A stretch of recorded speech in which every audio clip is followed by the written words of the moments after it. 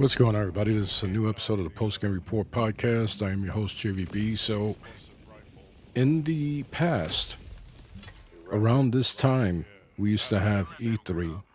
We used to have all of these big, mega press events thrown by Microsoft, PlayStation, Nintendo, EA. There were other publishers who used to do their own, but this was the moment every year that guys like myself, we would get excited. We would feel like it was Christmas time in the summer.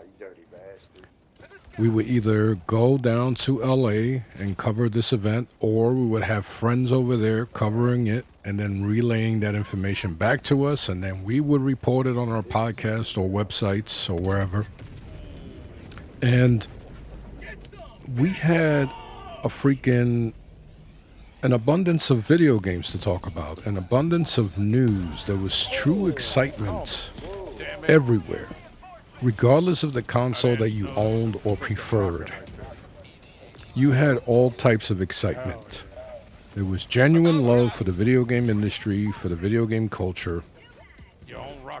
And all of that is gone, obviously. E3, is no longer in existence. Greed has eventually took that away from us. And I mean greed by the organization or the corporation that ran E3. They were charging publishers and publishers all this stuff. I might have said publishers twice, as a matter of fact. They were charging people way too much freaking money. So if you wanted to have your own booth, they were charging you an arm and a leg just so you can have a booth and you can show off your video games, your new hardware, whatever, your new controller that you designed for console gamers or PC players.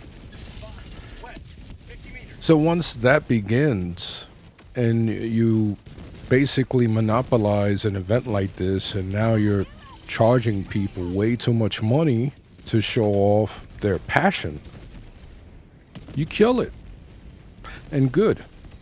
It's a good thing that I believe they're called the ECA or something like that, or the ESA. I believe they are called the ESA. I used to work for the ECA, excuse me. Anyway, I digress. So they, due to their own freaking greed and ignorance, they destroyed E3 for us. Now, with the age of the internet, we have all of these live streams, and it's not the same. For example, Xbox held a live streaming event, an E3, well, not E3, an Xbox showcase. And they showed off some video games that is going multi-platform. And for those of you that have listened in the past, I said that Xbox going third party was a good idea. And it is. I still feel that way. So we have these titles. They're coming out on PC, Xbox, of course, PlayStation 5. I mean, the biggest and most unusual scene that I've witnessed in video games, and I've been playing video games for a very fucking long time, since the 70s. The most odd scene was viewing the Gears of War remake.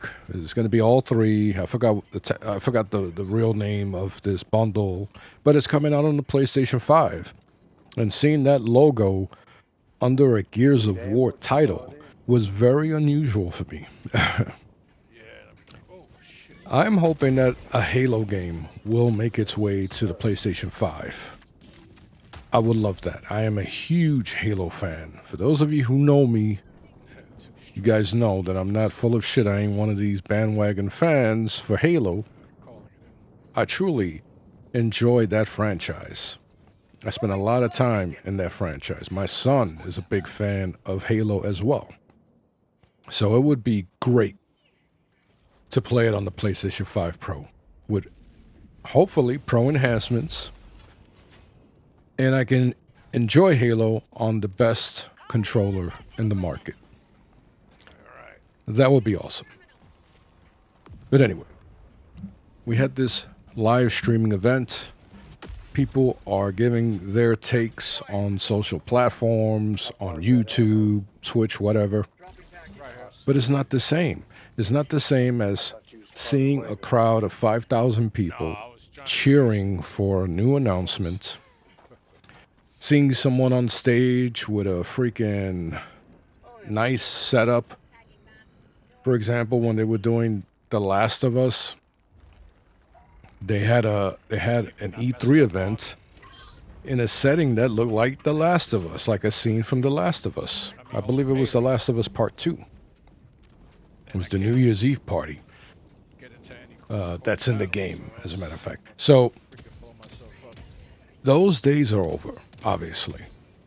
It saves Microsoft, Sony, Nintendo a lot of money. It saves them money, and they can place that money elsewhere, which is never a bad thing. But the commentary from the people that consider themselves experts or insiders or journalists, that's a big one. That's a funny one as well. Those people giving us feedback, live feedback, giving us their takes, their expert opinion. That has seemed to be the most entertaining in the last 4 or 5 years, because it has gotten worse, and these people are truly delusional, and they just keep going. And you guys, my theory on all of these content creators, these politicians, these, I'm throwing everybody together because nowadays not everybody, let me rephrase that.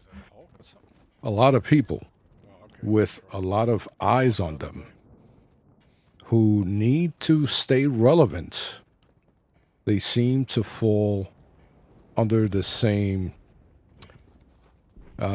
category, I guess. They need to bullshit their way every freaking day just to stay relevant, just to keep getting the views, just to keep getting the clicks. So they're gonna say the most outlandish things. They're gonna lie to their audience. But those people only exist when people are feeding them what they need. And that is attention, that is views, that is clicks. Even if it's interaction and you're trying to correct them on something, on some bullshit they said, guess what? They don't care that they're wrong. The algorithm only sees that there's interaction, and therefore they're going to get rewarded for it. And that's what we have seen in the video game industry for quite some time. I've stated before on this podcast that certain people are in positions in the gaming industry because I left. That might sound very cocky. It might sound ignorant, but it's true. I left. I could have been part of this little luncheon that guys were throwing up the X at a luncheon that they did for themselves before the Xbox party. Or live stream, not party. Could have been maybe a talking head for one of these publishers, not just Xbox. But I saw the direction that the industry was going, and I saw that you needed to be a certain personality in order to ride that wave, and there was no fucking way I was going to stoop that low. And therefore, I focused on my own career as an elevator technician and a family man. So, I took up a new hobby, photography. And I did pretty decent in that, right? I'm not an expert. It's one of those hobbies that you learn for many, many, many years. And that is the challenge. That's the fun part. And that's the fun part of video games. You pick up a video game that is pretty difficult, and you learn the patterns. You learn. Everyone played a video game where where there was a boss you had to fight, and you had to learn the pattern of their attacks. Perfect example is Mike Tyson's Punch Out. Everyone knew when Mike Tyson flinched, you dodged, but that's a lot easier said than done because the speed at which he punches is freaking incredible. And that was the beauty of playing video games, right? That was fucking close. But nowadays, everyone, well, not everyone, I gotta stop using that freaking, that is a bad habit. Side note, when you are trying to describe a certain demographic, Hover if you need it. it's easy to say everyone. That is really horrible, especially in today's age where false information is aplenty and false information is used as fact. Putting the word everybody to describe a certain demographic is a bad habit.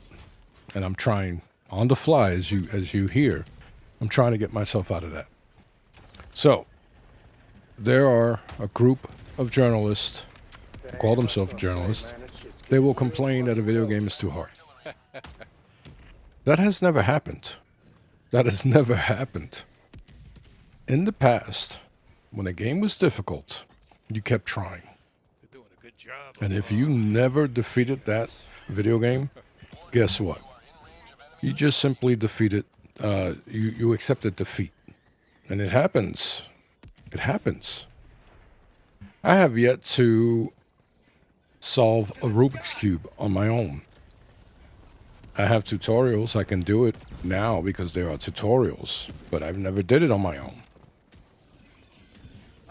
When I was, let's say, I might have been 11 years old, maybe 10, I put a quarter into Cubert, which is a very difficult game. And 3 hours later, on one fucking quarter, I had 4 million. I had a score of over 4 million. And I had so many extra lives that I kept jumping off the board because my brother was looking for me. And he's like, where the hell you been? I'm like, yo, look at my score. And he's like, Grandma's pissed off. Where's the milk? I went to the store to buy milk. And in the Bronx, every bodega in the 80s had video games. They had a video game console, not a console, but a cabinet. And most buildings in the Bronx, well, all over New York City, there's a bodega attached to the store. And it just so happened that the landlord was the owner of that bodega. And she was a mean fucking Dominican lady, old Dominican woman, a mean fucking demon of a woman. And so when you went to her bodega, you had to behave. So she only had a few cabinets, and one of them was Cubert. And I would always put whatever spare quarter I had. And one day I just had the glow. One day I had the fucking glow, right? One day I heard the background music, and this was way before the Transformers movie. But I heard You Got the Touch. I believe they made that song for me, right? I believe the last name of the gentleman who sings that song is Bush or something like that. I believe that he was at that bodega watching me play Cubert for 3 hours on one quarter, and the fucking song all of a sudden just went into his head, and he created that song for the Transformer movie. Anyway, Yep. Yeah. so Some of the I had the high score, obviously. that gun. There was another Spanish guy who had the score, and I beat his score. And he saw me in the street, and he was like, "Dude, how the hell did you beat my score?" I said, "I don't know, man. I just had one fucking quarter, and I beat your score, dude. I was just on a roll." And those were the little moments where you would freaking, like, now I'm pounding my chest because of that. I remember going to my old neighborhood in Gun Hill Road. Today, man. They had Saxon. Saxon was another classic game that I would play at another bodega up the block where I played Q*bert. So this was Mishulo Parkway. And in Mishulo, that's where, during that time, where breakdancing was taking off, walking around with beads, colored coordinated beads meant that you were in some type of gang, whether you were in a graffiti gang or like a breakdancing gang or, a violent gang, whatever. And like the B-boy era was created during that time. So Mishulo was, well, it still is a very special moment, a moment in my life. A lot of great songs around that time, 82, 81, and of course video games. So I had 2 bodegas on each corner of the block. So if I wanted to go play Saxon, I would go up the block and play Saxon. Now, when I lived in Gun Hill, I only lived there for like a year or so. There was a spot, once again, there was a bodega with 2 video game cabinets. And then there was a little candy store that had a bunch of video game cabinets. It was very tiny. It was a very tight spot to play video games, but we managed because we were kids. We loved it. And they had Saxon. So one day, I go to visit my uncle in Gun Hill Road, and I see that there's a high score. So I'm like, all right, I could beat that. And I beat it. And the kid, his brother, the kid who had the high score, his brother was watching me play. He goes, oh, I'm going to tell my brother you beat him. I was like, go ahead, bro. Now, I knew him from when I used to live there. Pain in the ass. So I was like, yeah, go ahead, tell him. I'll be here. And that's how it was back then. You if you had the high score in a video game, it was something to be proud of because you had to overcome some real challenges in that video game. As a matter of fact, the same applies to life, right? So back then, we didn't get participation trophies. If you lost, that meant you needed to get better. You needed to train harder. You needed to do something to get you over that edge. And then you had the first place individual who also understood that they needed to train even harder to maintain that top spot, excuse me. Not nowadays. Nowadays, it's all about instant gratification, and there's no consequence, or they believe there's no consequence on that gratification.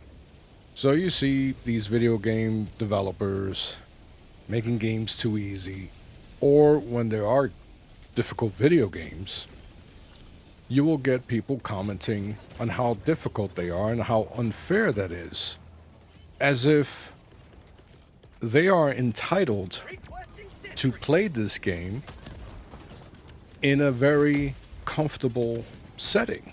That's not how it is. I mean, when an artist creates, you have to trust that that artist is creating something that they really wanted to put out there. And a lot of artists, they create for themselves. They don't create to say, all right, I think this portion of the world is going to like this particular drawing or photo or video game. Unfortunately, we have publishers who will dictate how a video game should be developed. Nowadays, there's microtransactions. There's DLC packs. A DLC pack that will cost sometimes more than the fucking game itself. So, a game that would cost us $69.99 because that is now the default price.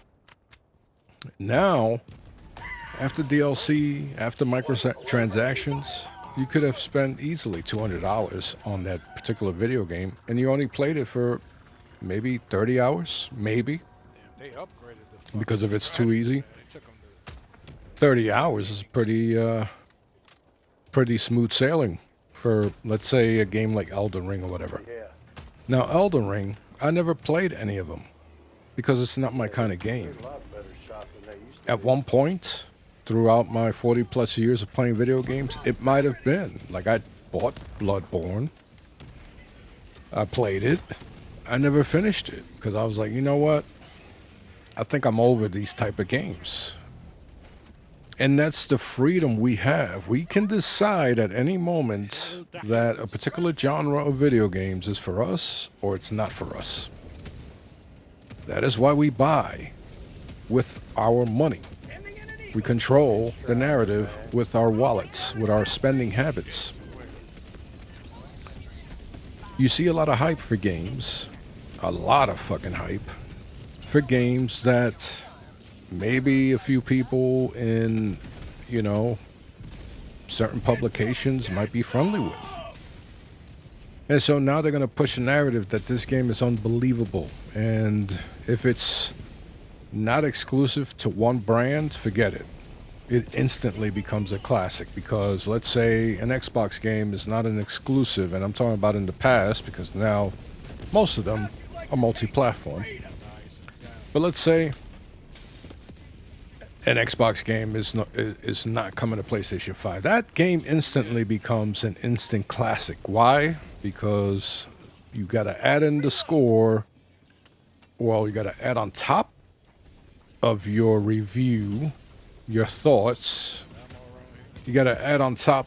You got to add the part that is not an exclusive and not going to PlayStation. Now I'm distracted because it's raining and it's hitting my air conditioning. Well, air conditioner. And for those that haven't heard me in a long time or don't know, I got a brain injury. I have a disability. So I get easily distracted, easily startled. I'm fighting not to slur my words right now. So if there are any interruptions and I can't edit them out and they make their way into the audio, hey, sorry about that. So anyway, E3. It's something that in the past it was highly anticipated, highly enjoyed, and it's going to be highly missed by me. I'm sure there are other people who really miss E3. Whether it's attending, for me, is not so much attending. I never had the privilege of attending an E3. I was supposed to go twice, and things came up, and I couldn't make it. But I was going to go as media. But man, watching them things, it was a freaking spectacle. It was so freaking enjoyable. Whether it was an Xbox, whether it was Nintendo, EA, I mean, some of them were really freaking boring. But considering that I grew up playing video games since '79, any showcase, any video game showcase is enjoyable to me. Because I grew up never thinking that video games was going to be as enormous as it is.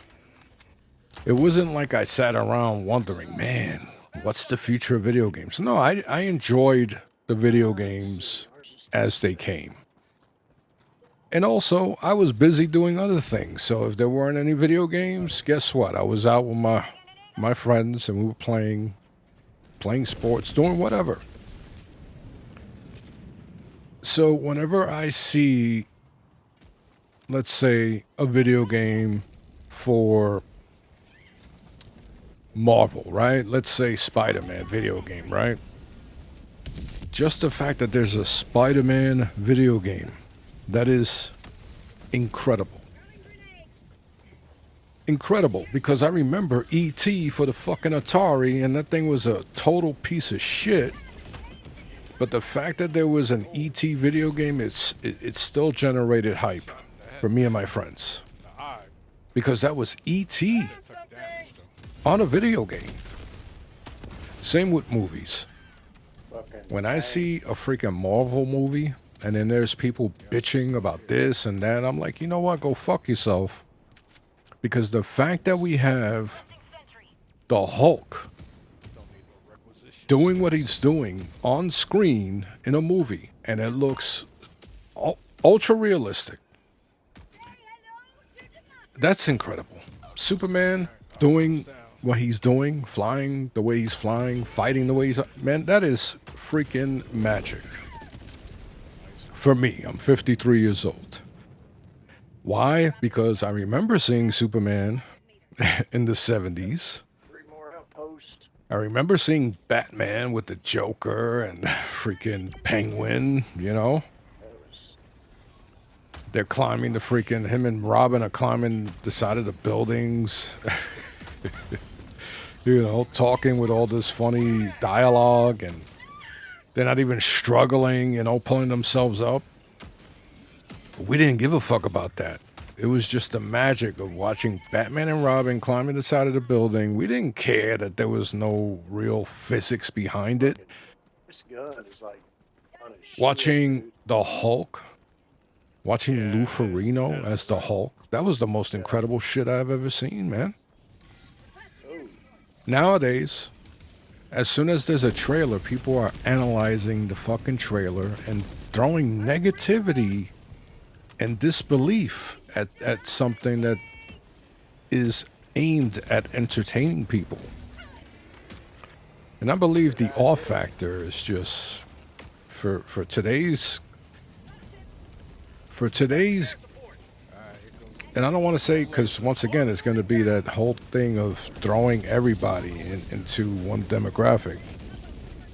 But when it comes to content creators, when it comes to people who are covering, let's say, video games, we'll stick with video games or movies, they have lost the ability to just enjoy shit. They have sacrificed their enjoyment, their ability to enjoy. They have lost that ability. And this is me just thinking out the box. This is me just trying to think on the fly, which is very difficult right now.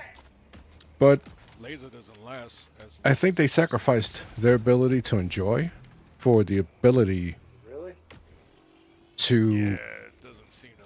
make themselves I guess that's the good. main topic or the main character. A lot of people, I've heard people say there's a main character, something. Man, I just lost my train of thought, but they say it's, you know, people in videos where, let's say, they're working out, they're recording themselves working out, and they get pissed off that somebody walked past the camera.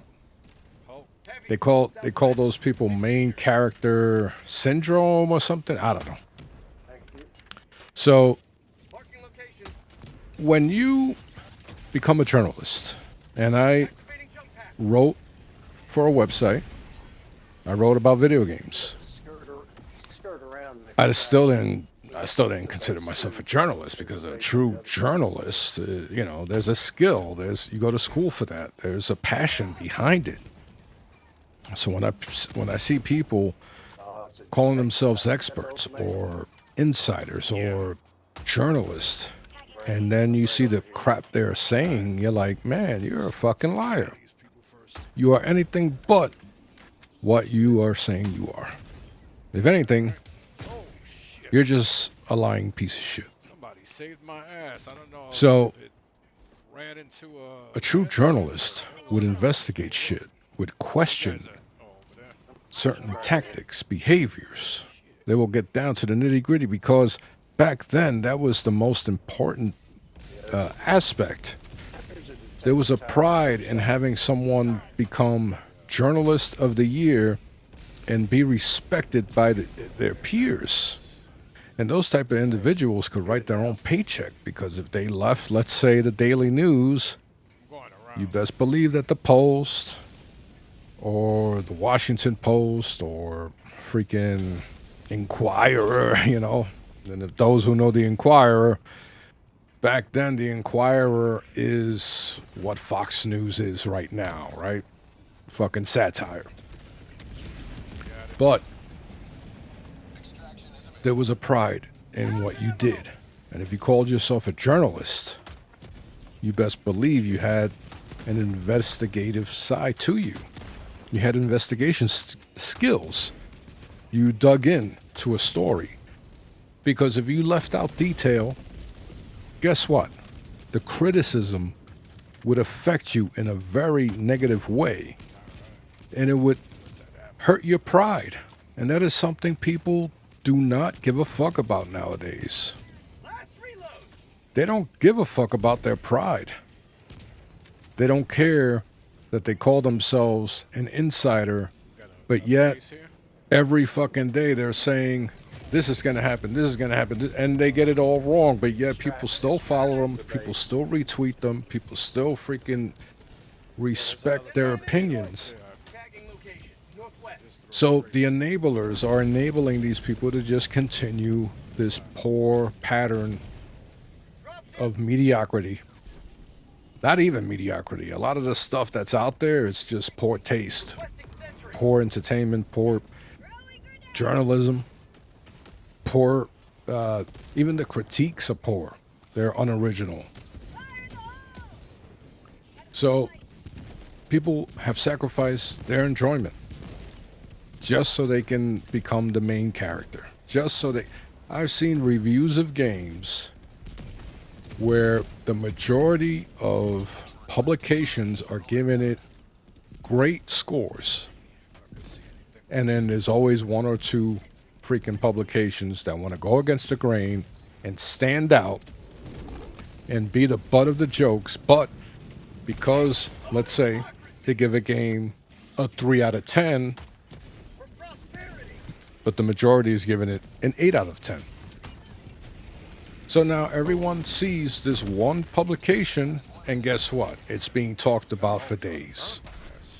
And because of that, the publication is going to get a bunch of weirdos who are going to agree with their score, even though they didn't read the review, or play the game, or had no intentions of playing that game. And then they're going to have the people that are arguing with them. But guess what? All the data is going to show that their website is getting a bunch of freaking views, and they're generating freaking monetization. It's all a freaking game. And that's all people, some people, seem to care about. And unfortunately, it's the loudest ones. It's the ones that are constantly saying and doing mediocre stuff that are getting the most attention. Because most human beings with a brain, who, with the ability to think for themselves, are going to get tired of seeing this type of crap. So naturally, we're going to want to oppose these things, and we're going to want to talk some sense into people. But unfortunately, that shit doesn't work. Because once again, some people have sacrificed their ability to enjoy. Simply enjoy. They are miserable people. And guess what? They found a little niche. And now they have a bunch of miserable people following them as well. And they have no motivation to change it because it's working. They're lazy. They found something that works. And you know what? More power to you. If that's how you want to live, more power to you. Because guess what? It's only going to last for a little while. And then they're going to find something else. They're going to... Or they'll change. Now they'll go against the stuff that they were saying before, and now they're changing. Like one individual called Crap Gamer used to be this huge Xbox guy. I mean, he was like the queen of fucking... they call that clickbaity titles. But now he does it. He does pro PlayStation stuff and does the clickbaity titles against Xbox. And all of these people are like, oh yeah, Crap Gamer and this Tim Dog dude, they're so cool, blah blah. They're a bunch of assholes who just found an opportunity on one side and now they are finding the same opportunity on the other side. For me, I don't play that shit. If you're a persona on the internet, and now just to let you guys know, I've had personal dealings with these guys, not in person, because that would have been a different story. But these individuals and I have had words. Yeah. And I got his Ain't gonna ass. get far. and that's why when I see that they changed their tone, I'm like, okay. That still doesn't mean I'm gonna suddenly be like, all right, welcome to the club. Two We're buddies now. Nah, go fuck yourself. available. So Still got my orbital laser. if someone tells you they changed their ways, no, they didn't. You're just doing it in a different direction or from a different direction. Because once you lower yourself to a poor standard, Nice. you purposely do that for years, and then all of a sudden you're just going to do the same thing but in a different way, and you try to you try to appease to a different crowd now that you were once the enemy of. So now you're doing it to the old people that used to look up to you or whatever. I don't know why. What does that tell you? That means that those individuals don't give a fuck about anybody but themselves. So why should somebody say, all right, you know what, this guy found his way, All right. and now, you know what, Somebody. let's give him a chance. Nah, Yeah. fuck that. They're doing the same shit. So I got paid for how many? They're doing the same shit, but to a different crowd. It's the same thing. Yep. And when that fails, they'll go back, and it'll just be, they'll just keep trying to leech off of something because they got no real world skills, Well, killed. and so they got to hold on to this. Made him too damn close. I can't respect that. I cannot respect it. And I also blame the people that give these people the support. They're the biggest. And I know I've stated this, and I haven't recorded in a while because of all this shit, but it's the enablers. There's a door right here. You enable them to do it, they are going to keep doing it. And some of these people are close to my age, and that's the funny shit. They grew up in the same time period that I did. And it's like, where did it go wrong? Well, you know what? That just tells me that you were never really that popular. You were never really that successful in the things you did. Stacks. And you found something, and you're like, oh shit, now I'm part of something. And you made that your world. So, hey, good for you. Good for you. I hope you can, That's it, we got I hope it lasts a long time. Still got a main objective. Anyway, I'm kind of sidetracking because, I have my 2 cents. as I stated, it's been a while since I recorded. I had a few recordings. I didn't publish them because, the fact is, whether I'm talking video games, whether I'm talking football, it's Go to green there. both of those particular subjects are so saturated, and it's saturated by the same type of people, man. Oh, And it's not like I can't hang with those people. I don't want to associate myself Oh, no, with not that type of Yep. Back to the bullshit. I don't know where the fuck Alright. clickbait, I have a laser. and it's for everything, every fucking thing, man. Nice. But they just fucking Where there's a clickbait, like there are channels for the New York Giants, and I'm a huge New York Giants fan, Now, and it's always the same shit. Oh my God, this is unfair. Giants are gonna destroy people in this season, or they're gonna surprise people this season. The same thing happened with the New York Knicks when they were in the playoffs. Alright. Turrets down. It's like, yo, orbital laser. does any content creator shit, A3. have an ounce of creativity in their fucking body? Like, where's the creativity? You want me to click on something that a lot of other content creators are doing?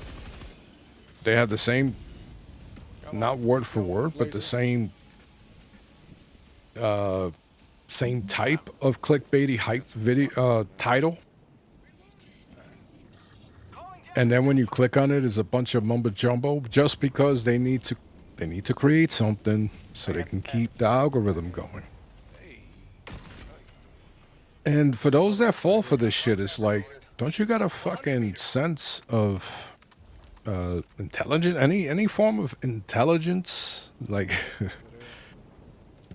if you get, and a lot of it, and I'm going to repeat myself, is the fact that when you see a clickbaity title, Shit, there's another one right here. you may think, oh, here we go again. Let me listen to the bullshit they're saying so I can critique them.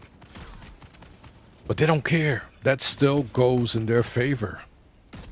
So the best way, and I tell this to everybody, if you don't like a video game publisher, if you don't like a particular video game, if you don't like a certain movie, you don't buy it. You don't watch it. You don't acknowledge it. You fucking, in your universe, you erase it from your universe. That's the best way to get to them. You do not allow them to exist in your world. And if more people do this, guess what? They have to change. They see that something doesn't work, and they adjust. Because nobody wants to lose money. So if a content creator is losing followers, losing views, losing monetization, guess what? They're going to try something new. And maybe by trying something new, they become better and they become entertaining and they actually use some type of creative idea. And the change goes for the better, and you as an individual, you might actually like what they have to put. There's a lot of cases that doesn't go that way. I seen one individual. She's a female. I don't know if she calls herself a female, and I'm not trying to diss people that, have called themselves different things, but she looks a little dykey, right? Nothing wrong with that. But she puts clickbaity titles with those stupid fucking thumbnails, right? With her shock face.